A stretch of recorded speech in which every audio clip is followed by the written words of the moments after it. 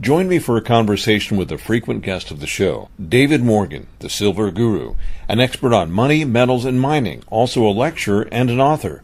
Mr. Morgan has written Get the Skinny on Silver Investing, available on Amazon.com. His website is themorganreport.com. David, welcome back to the program. It's great to be with you, Ellis. No matter how one wishes the election may have turned out, the fact is that we've had a great 4 years overall for precious metals. Perhaps we can expect something potentially astronomical during the coming 4 years. What do you think? Well, I do, and I think it would be true regardless of who's in there. But we are, in my view, nearing the last phase of this major bull market in the precious metals. And this is where, and I'm so fond of saying, where you get 90% of the move in the last 10% of the time. And this is something that I think I really need to start emphasizing again. There's a lot of people that are not in this market that wish they had been. They're thinking, looking back, this was under 5 and gold was under 300, and they'd probably be willing to get in, looking backwards at, $10 or $15 silver and $500, $600 gold. Regardless, the big moves lie ahead in my view. This is how all markets move. The biggest move in the Dow Jones Industrial Average took place in the last 6 months of time. Same thing with the NASDAQ. It shot up significantly in the last 6 months during the major bull market. So I expect that in the metals as well. And I really do think that if you got in the $30 range in silver and somewhere in the $1,700, $1,800 range in gold, you still can see significant gains in real terms moving forward. You say that we're in the last phase of a bull market for precious metals. Does that mean we're now in a bubble, much like the internet bubble of the late 90s and the recent real estate bubble? Well, first of all, let me be clear. I don't think we are in the last phase yet. I think the last phase is coming up, and I think we've probably got about 4 more years. The next term of this presidency, probably within that time frame, I think we will see the ultimate top in the metals. Could be wrong, but that's exactly what I see. Will it be a bubble? And the answer to that is possibly. I think that we could see it. I mean, all markets can go undervalued, fair valued, and overvalued. Right now, both gold and silver particularly, are not even fair valued on historical terms. They are, again, silver particularly, are undervalued relative to historical norms. I think we're going to see that, again, take place within probably the 2015-2016 time frame, probably about the next time that you really see a lot of campaigning for the next president of the U.S. In that time frame, you'll see these metals just shooting up significantly. Bubble-wise, yes. If you see gold go outside of its traditional purchasing power on a historical basis, for an example, the adage that during Roman times, 1 ounce of gold would buy a fine man's toga and sandals and all that, or a fine man's suit or whatever. If you can take an ounce of gold and buy, a men's clothing store, then obviously it's clearly overvalued relative to historic terms. And that's what I'm going to do to measure whether or not we're overvalued or undervalued on the metals, because putting it into paper terms could be an absurd way to judge whether or not these metals are overvalued or not, because paper could be depreciated at such a rapid rate at that point in time that it would have no real context.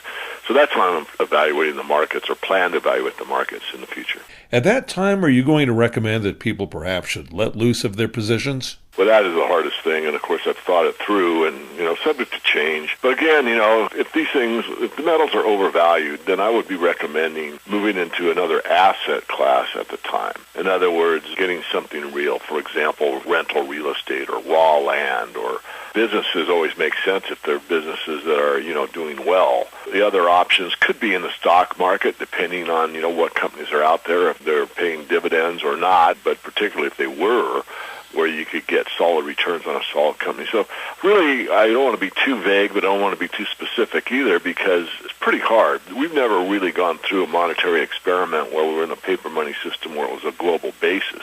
We've certainly seen it on a nation-state basis time and time again. In fact, in recent times, we've seen Argentina, we've seen Zimbabwe, we've seen several nation-states, and the biggest one nation-state-wise was really the Russia experiment. That was more than just a paper money experiment. That was primarily, central government planning that failed. But I want to stay open-minded, but I also want to give some general outlines here that there are ways to value the metal regardless of what the paper price is. Speaking of devaluation, we've seen a drop-off of about 3% in the Dow since the election. But conversely, gold and silver seem to have held at recent prices as they were before the election. Well, they both got whacked pretty good. I mean, silver and gold went up significantly in a short-term basis, and then they got whacked pretty hard just recently, but they've recovered already somewhat, and I think perhaps the worst on a short-term basis is behind us. I'm still looking for $35 to $40 silver by the end of the year, and that's only about 6 weeks away. And in terms of gold, I'm looking at about $1,800 gold, and again, we're a month and a half out from that. Are you looking for buying opportunities right now before January 1st? You know, I think now is a buying opportunity, really. It's really hard to time these markets. I've done quite well. In fact, the position trading that I do and I show to our more advanced service, I've been very successful at that. Not every trade has been a winner, but the ones that have, which are the majority of them, have far exceeded the losers, and, you know, it's done quite well. So I think, yes, we are at a point where the metals are probably not going to see, $26 silver, which was really the low that we've had the most recent time frame, in roughly $15.50 on gold. I think those are behind us. Don't think that you should really expect to see much of a bargain on silver under the $30 range. I mean, I told everybody, public and private, people that get my private work in the members-only section of the website, $30 silver or lower, buy it, and buy it. Now, there was about a 6-month opportunity for that to take place, and I'm sure many of my members did. And now the worst that we've seen on this big sell-off that we saw recently was about to 31, which is obviously above 30. And the point I'm making is I don't think you're going to see $30 silver again. I could be wrong, but I doubt it. And so what's a good buy? Is 32 a good buy? Yeah, I'd say it probably is. I'd say, if we want to project out, I'm saying 35 to 40 by the end of this year, and if that proves true, then anything under 35 on a longer-term paid-for cash-only basis, I'm not talking about using leverage here, would be a buy. On the gold side, I'd say anything under 1,800 would be a buy. We'll be right back. The Ellis Martin Report is sponsored by El Tigre Silver Corp, trading on the TSX Venture Exchange under the symbol ELS.V and on the OTCQX as EGRTF. Silver has been considered a precious metal for 6,000 years and currency since 600 BC. It's been commercially mined in Mexico since 1530 in mineral-prolific and mining-friendly Sonora State, where El Tigre Silver Corp's 5,000-meter drill program is now underway. El Tigre's properties with gold and silver mining concessions span approximately 267 square miles. With an attractive share structure and a strong, proven management team, El Tigre Silver Corp is poised to identify a resource in an area that from 1903 to 1938 produced 75 million ounces of silver and 380,000 ounces of gold. Additionally, their tailing stockpile is currently progressing to production. Learn more about El Tigre Silver Corp by visiting their website, eltigresilvercorp.com, or click through El Tigre's logo on the homepage of our website, ellismartinreport.com. We offer expert opinions only. Find them on our website, ellismartinreport.com. That's ellismartinreport.com. And we're back. So for the next year or two, perhaps, anything would possibly be a buy, unless we see a spike. Right. That's the right idea. I mean, as I said, I do position trading, and that can be quite lucrative. It's not with all, it's with money that you allocate to trading. And the beauty about trading is that you can set a limit. I mean, you can say, I'm going to use X amount of money for trading, and that's all I'm going to use, and therefore you can limit your losses. Anyway, moving on. Yeah, the general idea is we're going to have an uptrending market over the next 2 years, and certainly the metals have a tendency, like any market, particularly silver, to get ahead of itself at times. And then, of course, those are opportunities, depending if you're, wise enough or see it and don't let your emotions run away with you, to take advantage of that. And there'll be several of those on the way to the ultimate top. The hardest thing to do is to try to get an ultimate top in any market. It's really difficult, but, I've been there once. And I've called the two large tops so far, the $21 top in silver and the $48 top in silver, both those very accurately. So hopefully, with my skill, luck, whatever you want to call it, I'll be able to get the ultimate top or close to it. And again, it's got to be in real terms, and I also would want very much to offer an exit strategy that would make sense to our members, to the people that pay me for the advice that me and my team of researchers provide the Morgan Report. Speaking of the Morgan Report and something considerably more risky than the precious metals themselves, precious metal stocks, gold and silver stocks right now in the juniors. Scary proposition or, again, a buying opportunity at this moment? Well, both, and just to be clear, we do feature speculations, but we really stress top-tier and mid-tier companies first. But on the speculative side, yeah, there's bargains throughout the sector, particularly in the junior space, particularly if you know how to value companies. Exploration companies really can't be valued, so I'm not really talking about that space. I'm talking about junior companies that have merit or can be, analyzed in normal metrics where you can find what the asset is and what the peer group would sell for with, given ounces in the ground and that type of thing. And we've really been successful there as far as finding bargains that kind of ahead of the herd, where we find them before they're very well known whatsoever, which is kind of what you want. You want to buy the old adage, buy straw hats in the winter. You want to buy something when no one else is really interested in it, even in the sector. And those opportunities still exist, believe it or not. They're not as easy to find as they were, say, 10 years ago when I was writing the report all by myself. But, I've got two researchers working with me, and between the three of us, we are able to come up with very good opportunities in not only the speculative side, but in some of the mid-tier, and we actually added something to the top tier not that long ago. Let's talk about the variety of services you offer at themorganreport.com. You have a free service and an assortment of paid services. Well, let's go with the free stuff first. You can get on the YouTube channel. Just go to Silver Guru on YouTube. Most of the interviews I do, like this one, get posted. I also have a Twitter feed, which is Silver Guru 22. And the articles that I read, and when we do something that's updated, it usually goes to the blog. That's something I should mention as well. If you go to silver-investor.com, hit the button at the top that says blog.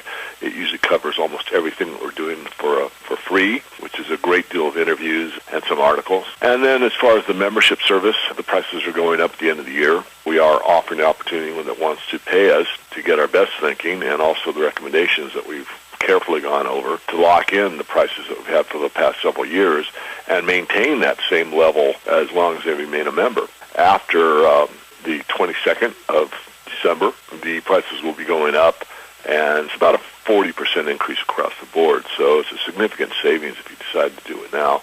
And all the same caveats apply. I mean, within the first 30 days, if you don't like it, you'll get your money back. We don't prorate after 30 days. We don't have to by law. And once you're in the membership section, that kind of makes sense because you'll see what kind of information you get. You'll get 2 back issues, and they get enough free reports and research reports that, if you stole it all, you probably should have one of the most comprehensive research facilities on the internet regarding mining companies. But anyway, so that's the way it stands right now. It's an opportunity for those that really are serious about the sector. I mean, I've always said, and I want to restate and haven't said in a while, that the Morgan Report is not for a beginning investor. This is not a financial newsletter that if you're brand new and don't know financial terminology, don't know mining terms, don't understand, what money supply is, or some of these more sophisticated things that a seasoned investor does know, it's not for you. You should start with one of the basic newsletters that's generally a general stock market letter and that type of thing, because this report takes a fair degree of sophistication in financial terminology